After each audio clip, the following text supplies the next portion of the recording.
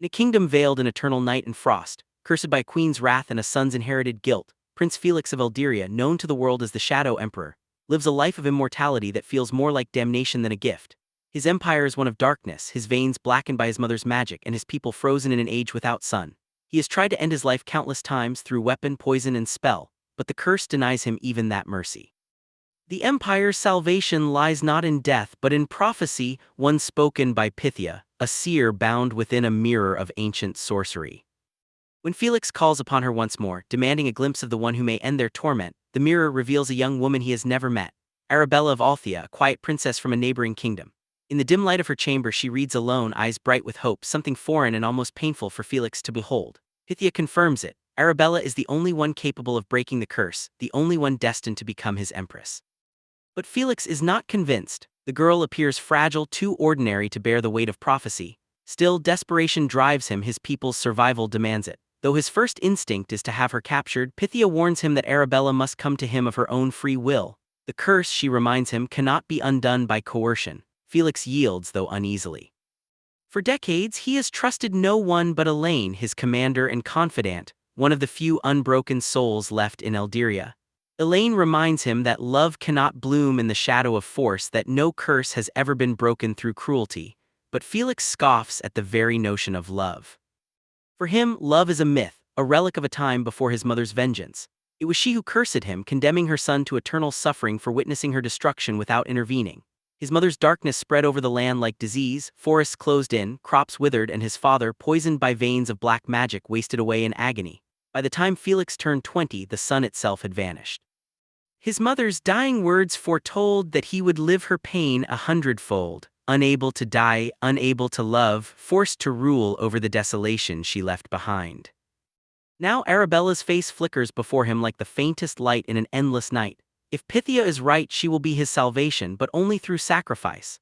Felix's heart hardens as he resolves to do what must be done, even if it means destroying her to save his empire. He knows she will never emerge unscathed. The curse demands a price, and he fears she will be the one to pay it. Far from Eldiria's frozen palaces, Arabella of Althea lives a quiet, unremarkable life within her father's castle.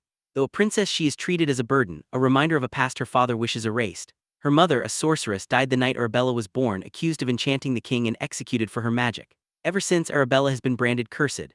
Strange accidents and misfortunes follow her, feeding the superstitions of the court. Even her younger sister, Serena, though loving, has been shielded from the full weight of their father's hatred. Where Serena is golden and beloved, Arabella is dark-haired, quiet, and unseen, her presence both feared and pitied. Yet she accepts her isolation with a kind of weary grace, finding solace in books and the company of her gentle-hearted friend and confidant Nathaniel, son of one of her father's advisors. For years, Nathaniel's friendship has been her refuge, and their bond, tender and unspoken, has begun to blossom into love. But even that small happiness is overshadowed by the sense that something terrible is coming. That foreboding arrives one night when Serena urges her older sister to sneak into the castle's forbidden eastern tower. There, from a cracked window, they spy a sight that chills them both: an army dressed in black, marching toward the castle under banners they have only heard about in fearful whispers.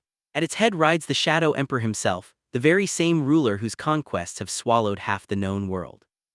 To the common people, he is no man but a myth, a creature of darkness, the last surviving alchemist who commands both death and eternal life. His cloak is ink black, his face hidden beneath a hood, and his horse, an otherworldly beast named Sirocco, is said to have been born in the underworld. Arabella's fear deepens as the army enters the gates. Through the tower window, she glimpses the delegation's arrival, her father bowing in a gesture more of submission than greeting. The Shadow Emperor's companion, a striking woman with violet eyes and black hair, can only be Elaine, his most trusted general, known for her unmatched skill in strategy and magic. Arabella's eyes linger on the Emperor, unable to look away, though she cannot see his face. An inexplicable pull grips her, something electric and magnetic that makes her heart race. For the briefest moment, she feels his gaze turn toward her. Her breath catches, her body tenses as if she's been seen through walls and stone. Then the connection breaks. A strange longing replaces it, a yearning she cannot explain, but before she can make sense of the feeling, disaster strikes. The wooden door beside her suddenly catches fire, the flames spreading unnaturally fast. Panic floods her and she desperately tries to extinguish it, only for the servants to intervene, whispering the word that has haunted her all her life: cursed. Ashamed, Arabella flees with her sister, shaken to the core. She knows this is more than coincidence, misfortune follows her like a shadow. Serena tries to comfort her, insisting that her curse is just rumor, but Arabella cannot believe it. Deep down, she fears that every whisper might be true, that she truly is marked by some unseen darkness. That same night, Arabella is summoned to the throne room. The corridors are eerily empty as she walks, her hands trembling. Each echoing step is a reminder of her isolation, each breath thick with dread. When she enters, she finds her father seated not on his throne but at a long table, his face pale and drawn. For once he looks uncertain, almost human, but his softness is only the calm before the storm. He informs her that the Shadow Emperor has requested her hand in marriage and that he has agreed. The ceremony will take place tomorrow. Arabella can barely comprehend his words. Marriage to the Shadow Emperor, it makes no sense. He has never seen her, she has no dowry, no political worth. The only explanation in her father's mind is her curse. The Emperor must have sensed it, perhaps wants to use her for his own dark magic. To her father, this is a blessing in disguise. His troublesome, cursed daughter will finally be someone else's problem. His kingdom will be spared from Eldiria's wrath in exchange for her hand. Arabella's heart shatters. She pleads with him, begging to be spared, but the king's patience snaps. He stands, rage twisting his face, and orders her to obey. "You will marry him," he warns, voice trembling with barely contained fury. "So help me fates." She realizes then that he is glad to be rid of her. He would rather hand her to a monster than keep her under his roof another day. Still, even through the terror, her thoughts turn to Serena, her innocent sister, who will be safe if she takes this burden upon herself. If she refuses, the Emperor might demand Serena instead. That is something Arabella could never allow. As she leaves the throne room, her tears fall freely for the first time in years. In the corridor, she runs into Nathaniel, who has already heard the rumors. His anguish mirrors hers as he grasps her shoulder and demands to know if it's true.